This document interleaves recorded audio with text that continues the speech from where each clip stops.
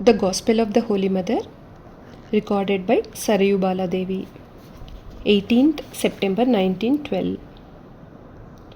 I was a little busy with some work in Gaurima's girls' school. Therefore, I was not free to go to the Holy Mother according to my desire. It was an auspicious day when one morning I arrived at her place. She was getting ready to go to the Ganges for her bath. At the very sight of me, she said with evident pleasure, "I am very glad that you have come today. It is an auspicious day, being the birthday of Radhika. Wait here till I return from the Ganges." I expressed my desire to accompany her and she first agreed.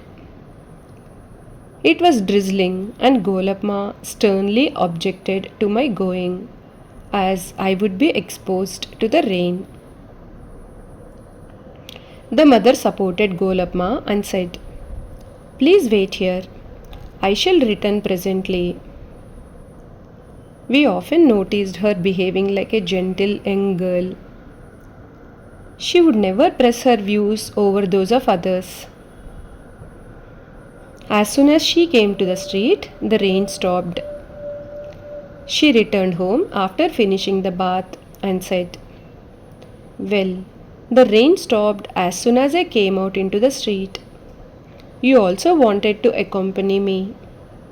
I thought it would have been nice if you had come with me. You could have had a sight of the holy Ganges." To tell the truth, I was not eager for the Ganges as for her holy company. For, as we are involved in 1,001 duties of the world, we can hardly find time to visit her. On those few days when we can fortunately go to her, we do not like to leave her presence even for a minute. Golapma, however, heard the words of the mother and remarked, "What does it matter if she has not seen the Ganges? All desires will be fulfilled by touching your holy feet." I also nodded assent to these words. But the mother said at once, "Do not say so. Ha, it is the Mother Ganges after all."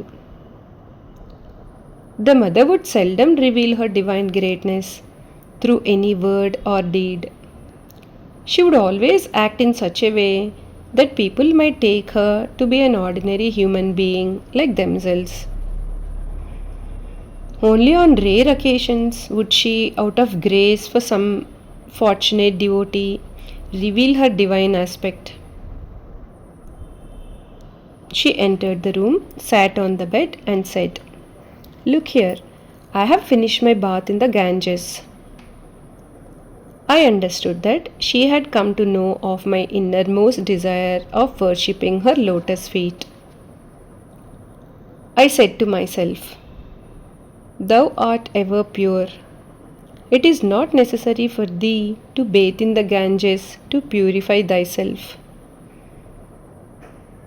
When I sat at her feet with flowers and sandal paste, she said, "Don't put any tulsi leaves." I worshipped her feet with flowers and sandal paste. I bowed down to her. Afterwards, she began to take her breakfast. She made me sit near her and began to give me, with infinite love, half of every article of food she took. I ate the prasada with great joy. As I was eating from the leaf plate, I was reminded of Saint Durgacharan Nag.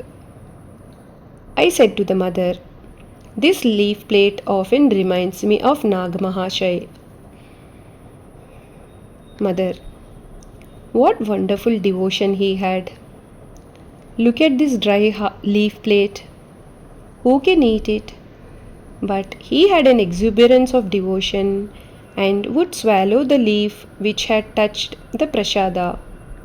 Ah, what loving eyes he had! slightly reddish and always moist with tears. His body was emaciated by hard austerities. He would come to see me. He could hardly climb the steps. His emotions would well up at the very sight of me.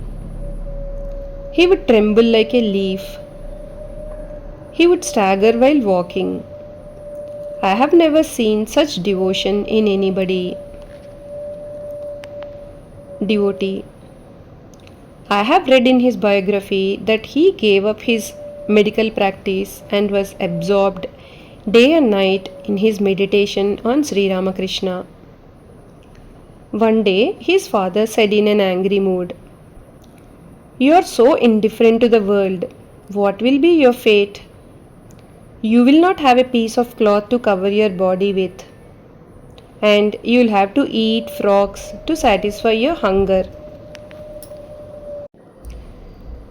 There was a dead frog in the courtyard. Nagamahashaya threw away the cloth that he had been wearing and ate the frog. Then he said to his father, "I have fulfilled your two prophecies. Please banish all your anxieties regarding my food and clothing and devote yourself to the thought of God." Mother. What a wonderful devotion to his father. He did not make any difference between purity and impurity. This speaks of his high spiritual realization. Jai Ma.